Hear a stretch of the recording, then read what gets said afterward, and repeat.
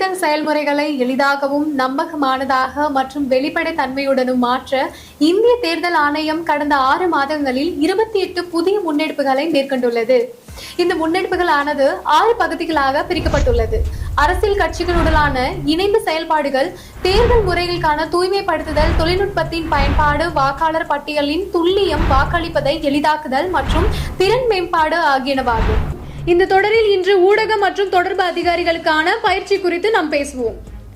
இந்திய தேர்தல் ஆணையம் புதுதில்லியில் உள்ள ஜனநாயக மற்றும் தேர்தல் மேலாண்மை பன்னாட்டு கல்வி நிறுவனத்தின் ஒவ்வொரு மாநிலம், யூனியன் பிரதேசத்திலிருந்தும் பங்கு பெற்ற ஊடக மற்றும் தொடர்பு அதிகாரிகளின் ஒரு நாள் பயிற்சியினை நடத்தியது.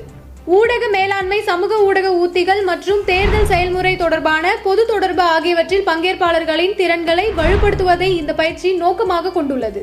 அடுத்த காணொலியில் இந்திய தேர்தல் ஆணையத்தால் மேற்கொள்ளப்பட்டுள்ள பிற முன்னெடுப்புகளை பற்றி காண்போம்.